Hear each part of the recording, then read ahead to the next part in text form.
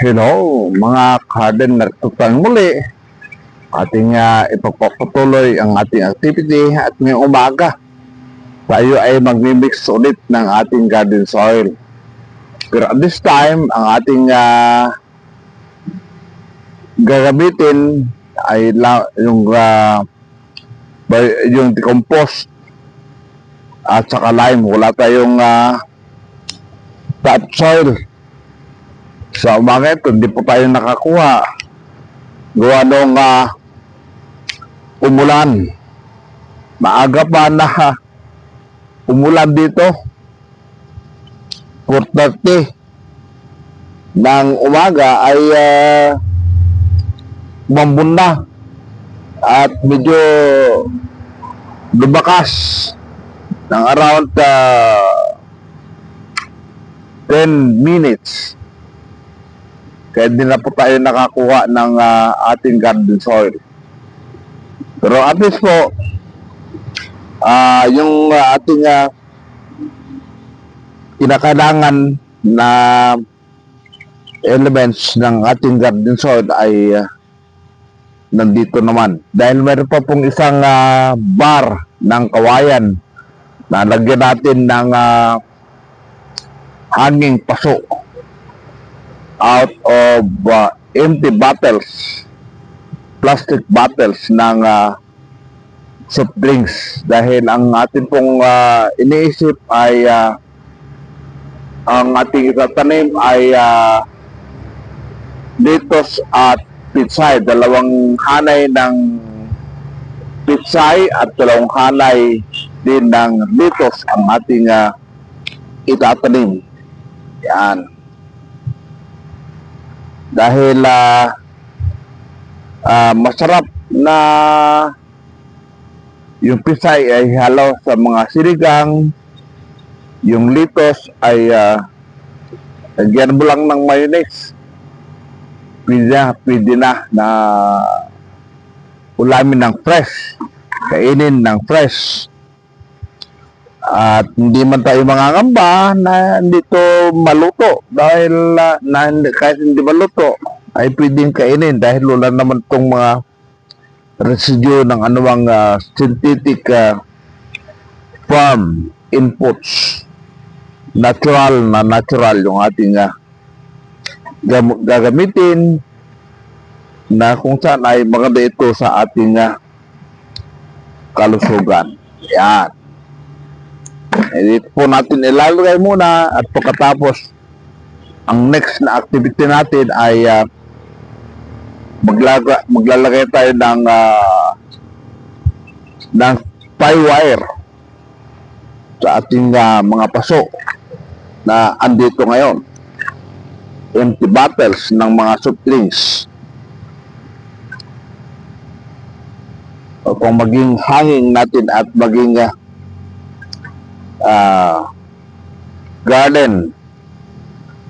hanging garden for pitsay. Yan po ang ating activity. Dahil sayang naman na umulan-ulan pa, samantalahin natin para tayo ay makapagtanim na hindi na nangangailangan ng pagdidilig dahil kung minsan ay wala tayo dito. Ilang araw din na wala tayo dito sa campus, no? Mahirap na.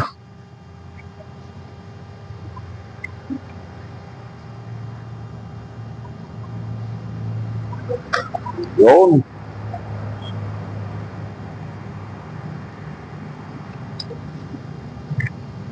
Yan. Ililipat natin mamaya o later on sa ating hanging paso.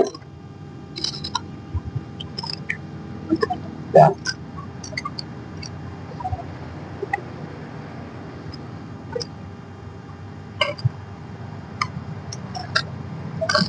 para ito naman ay gagamitin natin ulit o gamitin naman natin sa ibang mga gagawin natin mga garden. Inisip ko nga yung laso na dahon, yung sibuyas dahon na sinasabi. Masarap din yun na ihalo sa mga niluluto na mga pagkain. Hindi lang yung sibuyas na bunga or sibuyas na pula ang ating nanaisin na tanim, kundi magtanim tayo ng lasuna, yung dahon din na sibuyas.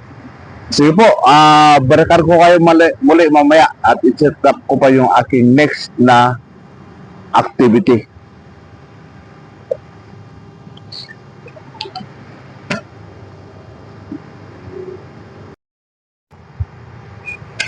Ito muli mga kapten, ang ating maging activity. Kayo po ay maglalagay ng tie wire sa ating mga paso na empty bottles, empty plastic bottle ng soft drinks.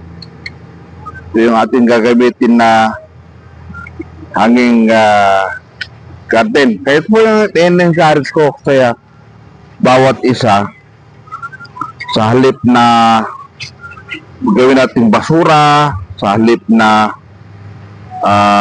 dahil hindi naman po maiwasan na tayo ay iinom ng soft drinks. Alam ko na bawat isa ay umiinom ng soft drinks.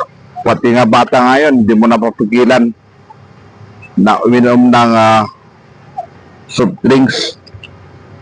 Kaya tuloy, marami ng mga bata ang may diabetic. Nung unang panahon, ang diabetic ay para lamang sa mga adult individuals. Ngayon ay pabataan ng pabata. No? Maging yung mga nagda-dialysis ay bumabata na rin. No? Pero akong isang naging guest sa TikTok, dahil tayo ay nagti-TikTok din. No, tayo ay may nakausap na isang tatay na nag-worry dahil yung kanyang anak na 25 years old ay nagda-dialysis na. So, ibig sabihin, bumabata dahil sa ating lifestyle, no? Mahilig daw siyang uminom ng soft drinks at mga energy drinks. So, sa halip po na ikalat-kalat po natin, basta lang itapon, iwan sa kung saan itong mga plastic. Di, gamitin na lang po natin, i-reuse po natin. Pwede naman pong gawing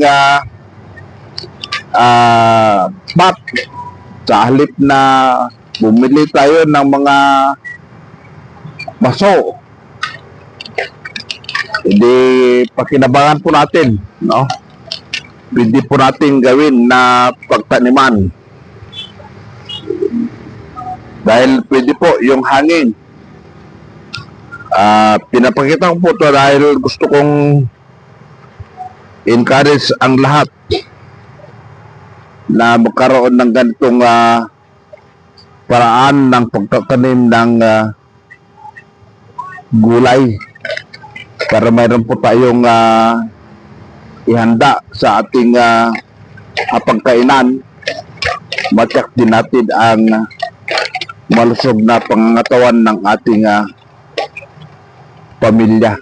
Dahil po sa ngayon, sa ating mga natutunan na technology sa pagtatanim ng pagkain, hindi po usapin ang space.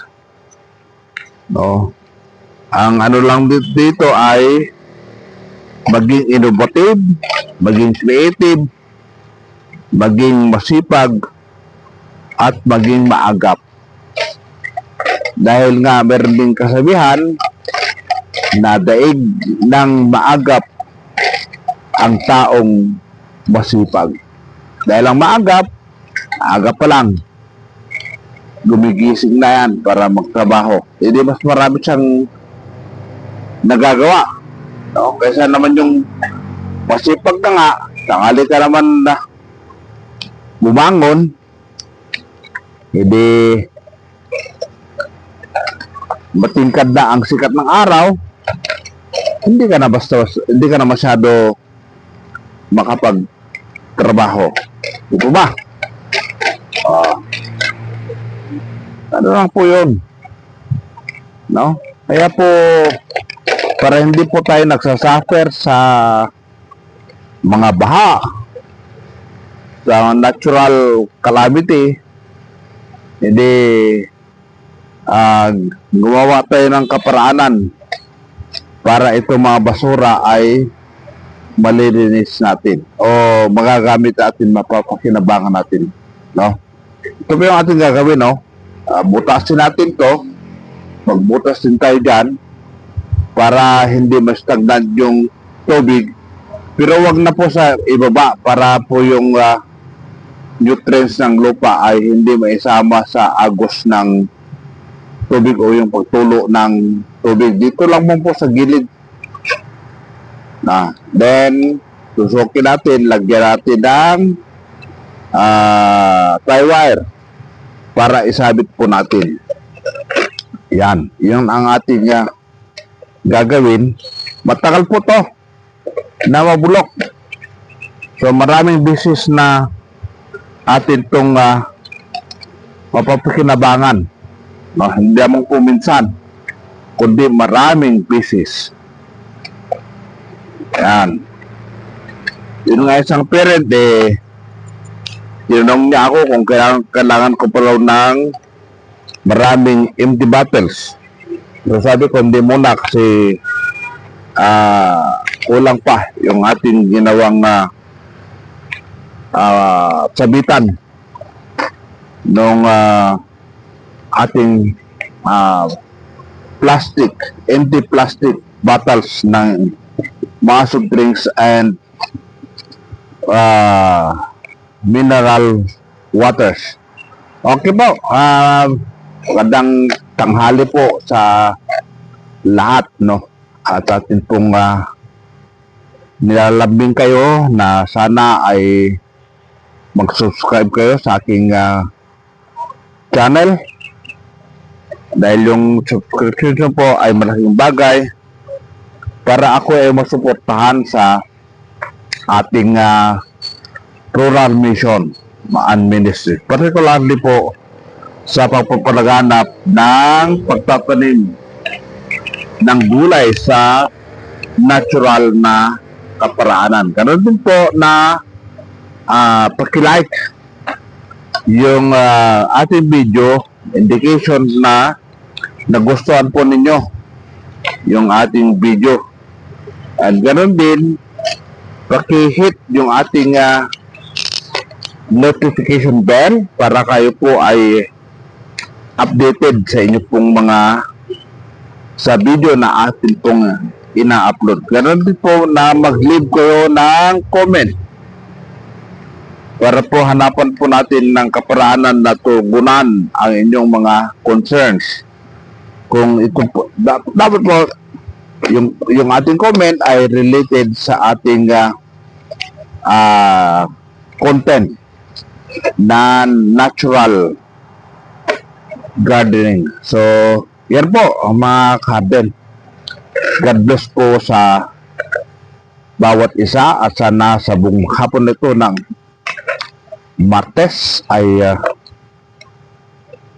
madama natin ang magandang panahon, ang masaganang biyaya ng Diyos upang magpatuloy tayo sa ating mga gawain. So, thank you for watching. Muli, ito si Hardinerong Pastor Abelardo Guerrero na bumabati sa inyo isang mapagpalang araw ng Martes sa bawat isa.